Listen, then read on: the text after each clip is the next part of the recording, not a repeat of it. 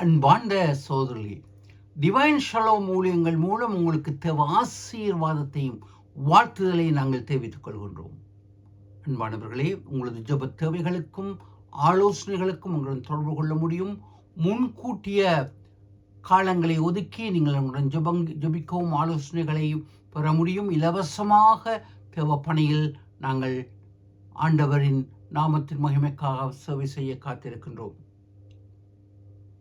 இதுவரை சப்ஸ்கிரைப் செய்த உங்கள் யாவருக்கும் நன்றி. இதுவரை சப்ஸ்கிரைப் செய்யாவிட்டால் ஒரு தடவை சப்ஸ்கிரைப் செய்யுங்கள். உங்களுடைய சப்ஸ்கிரிப்ஷன் நிதி சம்பந்தமானது அல்ல, தேவராஜ்யத்தின் ஆசீர்வாதமான விஸ்தாரத்துக்கு ஆசீர்வாதமாக இருக்கும் நிகழ்ச்சிகளை உங்கள் நண்பர்களுடனும் பகிர்ந்து கொள்ளுங்கள். நீங்கள் உடன் ஊழியக்காரராக இருந்து தேவ ஆசீர்வாதத்தை பெற்றுக் கொள்ளுங்கள். ஒரு விசை ஜெபம் செய்வோம். கர்த்தாவே, இந்த நாட்களில் இந்த வேளையிலும் நாங்கள் உம்மிடத்தில் வருகின்றோம். கர்த்தாவே, விசேஷமாக இங்கு நடக்கும் யுத்த கொடுமுடியில் கர்த்தாவே சிக்கி தவிக்கும் அப்பாவி மக்களுக்காக கண்ணீருடன் வருகின்றோம். இந்த நாட்களிலும் ஈரான் நாட்டுக்காக, அமெரிக்க நாட்டுக்காக, இஸ்ரேல் நாட்டுக்காக, லெபனான் நாட்டுக்காக, மத்திய கிழக்கு நாடுகளுக்காக, உலகளாவிய நாடுகளுக்காக கண்ணீருடன் வருகின்றோம். கர்த்தாவே, இந்த நாடுகளில் ஈரான் நாடுகளிலும் லெபனான், இஸ்ரேல் நாடுகள், அமெரிக்க நாடுகள் இருக்கும் கற்பிணி தாய்மார்களுக்காக கண்ணீருடன் வருகின்றோம். கர்த்தாவே, அன்று மோசேயை எவ்விதம் பாதுகாத்தீர், அதே வண்ணம் இந்த தாய்மார்களையும் இந்த பிறக்கும் குழந்தைகள் அனைவரையும் நீர் பாதுகாத்து நீர் வழிநடத்த வேண்டும் என்று கேட்கின்றோம். பொறுப்படுத்திக் கொள்ளுங்கள். தேவகுமாரனே, உலகளாவிய இடத்தில் இந்த நேரத்திலும் இந்த நிகழ்ச்சியை கேட்கும் பிள்ளைகள் யாவரையும் ஆசீர்வதியுங்கள். வைத்திய சிகிச்சைகளை எடுக்கும் பிள்ளைகளுக்கு, வைத்திய உதவிகளை எடுக்கும் பிள்ளைகளை ஆசீர்வதியுங்கள். அவர்களது தேவைகளை, சரீர வேதனைகளை, உபாதைகளை கண்ணோக்கி பார்த்து அவர்களுக்கு வேண்டிய ஆசீர்வாதம், சுகங்களை கட்டளையிடுங்கள். கர்த்தாவே, மன உளைச்சல், மனவியாதி, பொருளாதார பிரச்சனைகளினால் பாதிக்கப்பட்ட பிள்ளைகளை கண்ணோக்கி பாருங்கள். இந்த மத்திய கிழக்கு நாடுகளில் வேலை செய்யும் எங்கள் இலங்கை இந்திய மக்களுக்காக வருகிறோம். அவருடைய வேலை வாய்ப்பை கர்த்தாவினர் ஆசீர்வதித்து அவர்களது பொருளாதாரம் தடைப்பட முடியாதபடிக்கு அவர்களது வேலைகளை நீர் பாதுகாத்துக் கொள்ளும். தொடர்ந்தும் பொறுப்படுத்திக் கொள்ளுங்கள். கர்த்தாவே, இந்த வேளையிலும் தங்கள் விசேஷித்த நாட்களை கொண்டாடும் பிள்ளைகளை, பிறந்த நாளை கொண்டாடும் பிள்ளைகளை, சந்தோஷங்களை கொண்டாடும் பிள்ளைகளை, திருமணத்தை எதிர்நோக்கும் பிள்ளைகள் யாவரையும் ஆசீர்வதியும் பொறுப்படுத்திக் கொள்ளுங்கள். உடைய அடியேன் உடைய பரிசுத்தாவின் அபிஷேகத்தினால் நிரப்பி நீங்கள் பேசுங்கள் ஐயா. அடியேன் மூலம் நாங்கள் கேட்டு உம்முடைய வார்த்தையின்படி நீரே வழியும் சத்தியமும் ஜீவனும் என்று உமக்குள் நாங்கள் வாழ கிருபை தாருங்கள். இயேசு கிறிஸ்துவின் ஜீவனின் நாமத்தில் ஜெபிக்கிறோம் பரம தந்தையே, ஆமேன். அன்பானவர்களை, வேத பாடமாக யோவான் எழுதிய சுவிசேஷம் 20ஆம் அதிகாரம் 26ஆம் வசனம் முதல் 29ஆம் வசனங்கள் வரை வாசிக்க கேட்போம். மறுபடியும் 8 நாளைக்கு பின்பு அவருடைய சீஷர்கள் வீட்டிற்குள்ளே இருந்தார்கள். தோமாவும் அவர்களுடனே கூட இருந்தான். கதவுகள் பூட்டப்பட்டிருந்தது. அப்பொழுது இயேசு வந்து நடுவே நின்று, உங்களுக்கு சமாதானம் என்றார். பின்பு அவர் தோமாவை நோக்கி, நீ உன் விரலை இங்கே நீட்டி என் கைகளை பார், உன் கையை நீட்டி என் விலாவிலே போடு, அவ்விசுவாசியாயிராமல் விசுவாசியாயிரு என்றார். தோமா அவருக்கு பிரதியுத்தரமாக, என் ஆண்டவரே, என் தேவனே என்றான். அதற்கு இயேசு, தோமாவே, நீ என்னை கண்டதினால் விசுவாசித்தாய், காணாதிருந்தும் விசுவாசிக்கிறவர்கள் பாக்கியவான்கள் என்றார். ஆமென். நன்றி ரஷி. அன்பான சோதரர்களே, இந்த நேரத்திலும் நான் அப்போஸ்தலனாகிய தோமாவை குறித்து உங்களிடத்தில் பகிர்ந்து கொள்ள வாஞ்சிக்கின்றேன். ஏறத்தாழ 2-3 வாரங்களுக்கு முன்பு இதை பகிர்ந்து கொள்ள வாஞ்சித்தேன். உயிர்த்தெழுந்த ஞாயிற்றுக்கு அடுத்த ஞாயிறு பரிசுத்த தோமாவின் திருநாளாக இருந்தது. ஆயினும் நான் வேறு செய்திகளை உங்களுக்கு கூற வேண்டும் என்ற வாஞ்சையில் நான் இதை இப்பொழுது உங்களுக்கு அறிவிக்கின்றேன். இங்கு நாங்கள் தோமா என்று அழைக்கின்றோம். தோமா என்ற பொழுது எமக்கு ஒரு அடைமொழி வருகின்றது. அவிசுவாசியான தோமா, டவுட்டிங் தாமஸ் என்ற ஒரு பதம் எமக்குள் வருகின்றது. அது சரியானது அல்ல. அந்த சிந்தனை அவன் அவிசுவாசி என்பது அல்ல, அவன் உண்மையான விசுவாசி. நான் அநேக துறைகளில் வேலை செய்தேன். அரசாங்க உத்தியோகங்களில் வேலை செய்தேன். அதில் அநேக யூதர்களுடனும் வேலை செய்திருக்கின்றேன். அந்த யூதர்களுடன் இயேசுவை பற்றி கதைக்க, அவரை குறித்து கூற முற்பட்ட பொழுது அநேகர் அதை இலகுவாக ஏற்றுக்கொள்ளவில்லை. ஆயினும் ஒரு சிலர் அநேக கருத்துகளின் பின்பு, அநேக பேசிய பின்பு ஏற்றுக்கொண்டார்கள். அவர்களுடைய குண இயல்பு இலகுவாக எதையும் ஏற்றுக்கொள்ள மாட்டார்கள். தாங்கள் நம்பியதை பிடித்துக் கொள்வார்கள். நான் பிடித்த முயலுக்கு 3 கால். அதே போல தோமாவும் அவன் மேசியாவை எதிர்பார்த்திருந்தான். எனவே இப்படியான கட்டுக்கதைகள் என்று வர்ணிக்கப்படுபவற்றை அவன் மற்றவர்கள் கூறுவதை அவன் நம்ப மறுப்பவன். அது யூதருக்குள்ள ஒரு சரியான குண இயல்பு. பவுல் அப்போஸ்தலனும் தன் யூத மார்க்கத்தில் வைராக்கியமாக இருந்தான். ஆயினும் பின்பு இயேசுவை ஏற்றுக்கொண்ட பின்பு எத்தனை அதிகமாக அவருக்காக அவன் ஊழியம் செய்தான். இது யூதருக்குரிய பண்பாக. எதை நம்புகின்றார்களோ அதற்காக அவர்கள் அனைத்தையும் தியாகம் செய்வார்கள். எனவே தோமாவும் நான் நம்ப மாட்டேன் என்று கூறினான். பின்பு இயேசுவை அறிந்த பின்பு என் ஆண்டவனே என் தேவனே என்கின்றான். ஆண்டவனே என்று கூறும் பொழுது உமக்கு நான் அடிமை. அங்கு யூதருக்கு ஒரு இறைவன், அவர் யாவே, யெகோவா. ஆயினும் இயேசுதான் அந்த இறைவன் என்பதை அறிந்து கொண்டான். அவர் அங்கு மாம்சத்தில் வெளிப்பட்டார் என்பதுகளை புரிந்து கொண்டான். இயேசுவை அவன் தேவனே என்று அழைக்கின்றான், ஆண்டவனே என்று அழைக்கின்றான். நான் உமக்கு அடிமை. அங்கு தோமா இந்தியாவுக்கு அடிமையாக விற்கப்படுகின்றான். அடிமையாக அரசனுக்கு கீழ் அவன் பணிபுரிகின்றான். எதற்காக? இயேசுவின் மேல் உள்ள அன்பினால், இயேசுவை ஆண்டவன் என்று ஏற்றுக்கொண்டதனால். உலக மக்களுக்கு, அரசனுக்கு அடிமையாக அவன் சந்தோஷமாக பணிபுரிகின்றான். அன்பானவர்களே, இங்கு வேதத்தில் தோமாவை குறித்து 4 இடங்களில் தான் கூறப்படுகின்றது. ஒன்று அப்போஸ்தலருடைய பட்டியலில், மற்றது அவனுடைய செயல்பாடுகள் 3 இடங்களில் குறிக்கப்படுகின்றது. முதலாவது அங்கு யோவானின் சுவிசேஷம் 11ஆம் அதிகாரம் 16ஆம் வசனத்தில் கூறப்படுகின்றது. அங்கு இயேசு யூதேயாவுக்கு திரும்பி போக வேண்டும் என்று கூறிய பொழுது மற்ற சீஷர்கள் கூறினார்கள், எதற்காக போக வேண்டும்? ஏனெனில் யூதர்கள் அங்கு அவனை, இயேசுவை கல்லறிந்து கொள்ள வேண்டும் என்று அவர்கள் எதிர்பார்த்து கொண்டிருக்கின்றார்கள். எனவே இந்த சூழ்நிலையில் இயேசு சொன்ன பொழுது மற்ற சீஷர்கள் எதற்காக இப்பொழுது போக வேண்டும் என்ற பொழுது தோமா கூறுகின்றார், நாங்களும் அவருடன் சென்று அவருடன் மரிப்போம் என்று கூறுகின்றான். ஆம், அங்கு யோவானின் சுவிசேஷம் 11ஆம் அதிகாரம் 16ஆம் வசனத்தில் இயேசுவுக்காக அவன் மரிக்கவும் துணிந்தவனாக இருக்கின்றான். அவன் துணிந்தவன். அவன் விசுவாசம் ஆழமானது. அவன் அவிசுவாசி அல்ல. அன்பானவர்களே, இங்கு நாங்கள் பார்க்கும் பொழுது இரண்டாவதாக அங்கு யோவானின் சுவிசேஷம் 14ஆம் அதிகாரம் 5ஆம் 6ஆம் வசனங்களில் இயேசு கூறுகின்றார். அங்கு அவருடன் கதைத்துக் கொண்டிருந்த பொழுது, என் பிதாவின் வீட்டில் அநேக வாசஸ்தலங்கள் உண்டு.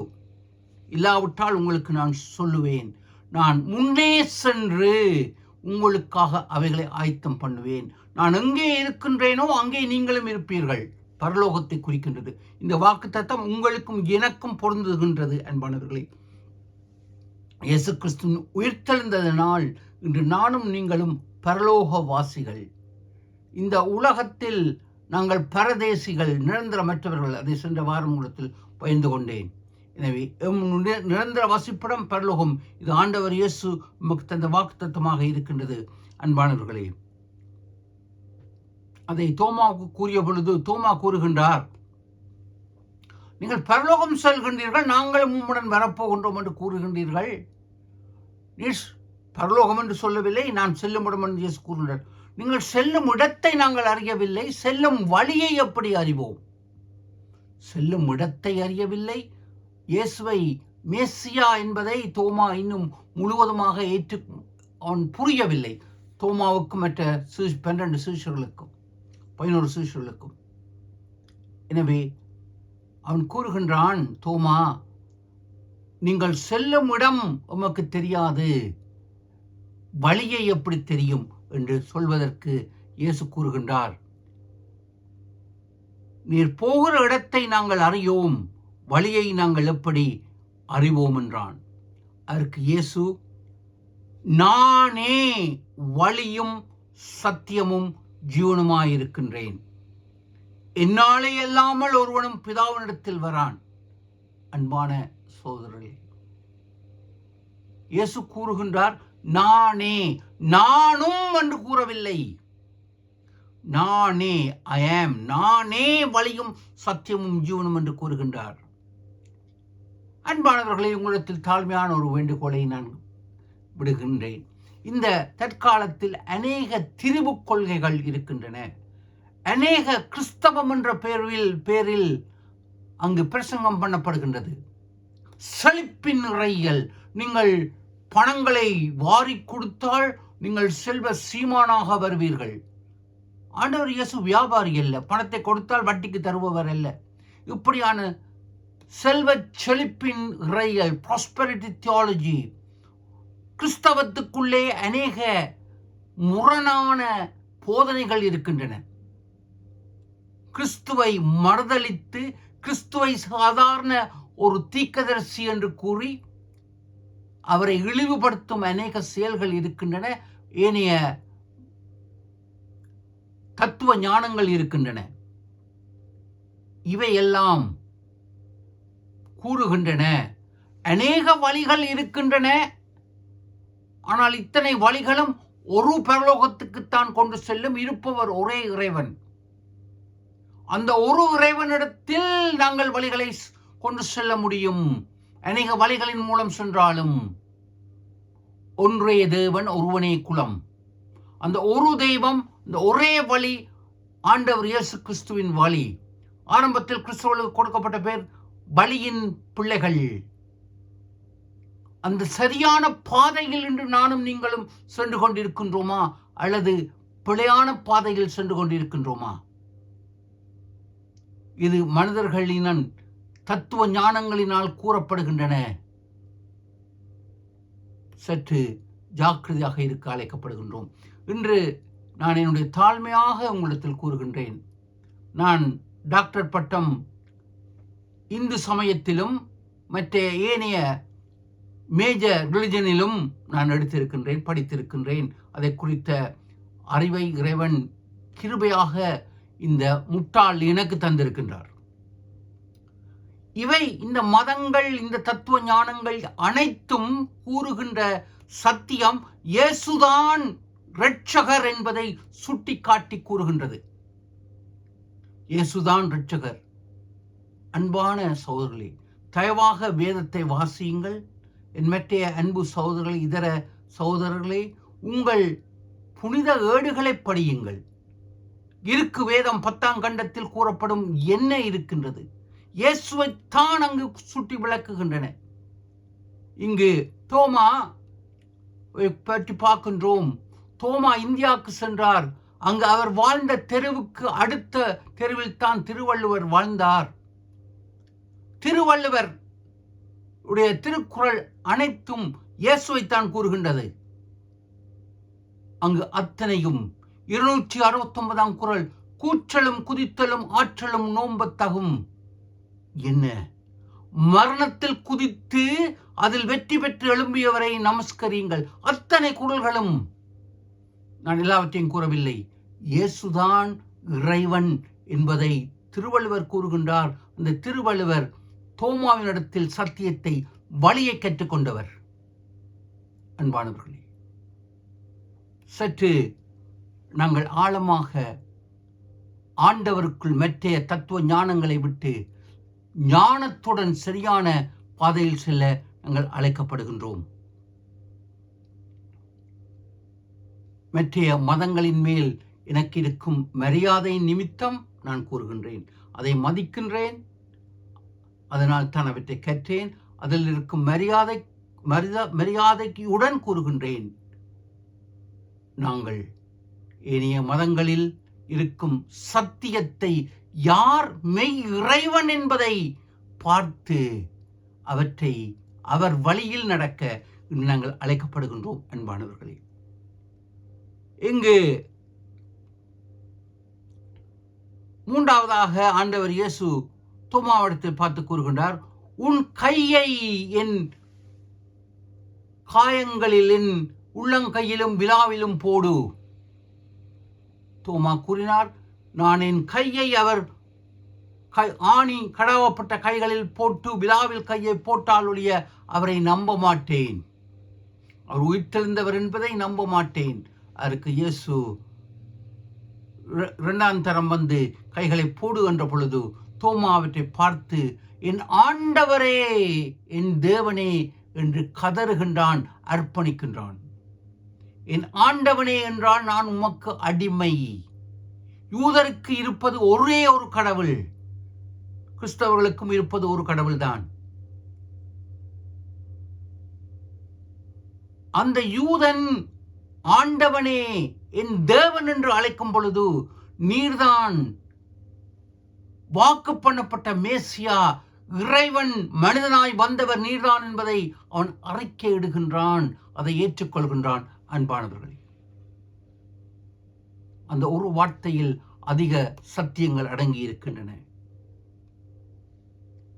இதற்கு ஆண்டவர் இயேசு கூறுகின்றார், நீ காணாமல், நீ என்னை கண்டதனால் என்னை விசுவாசிக்கின்றாய், காணாமல் விசுவாசிக்கின்றவர்கள் அதிக பாக்கியவான்கள் என்று கூறுகின்றார். இங்கே உங்களுக்கு முற்பிதா ஆபிரகாமை குறித்து நான் கூற விரும்புகின்றேன். ஆதியாகமம் 15ஆம் அதிகாரம் 5ஆம் வசனத்தில் அங்கு பார்க்கின்றோம். ஆதியாகமம் 15ஆம் அதிகாரம் 5ஆம் வசனத்தில் அங்கு ஆண்டவர் ஆபிரகாமை அழைத்து வானத்தின் நட்சத்திரங்களை காட்டி, இவைகளை எண்ணக்கூடுமானால் எண்ணு, உன் சந்ததி இவ்வளவா இருக்கும் என்று கூறுகின்றார்.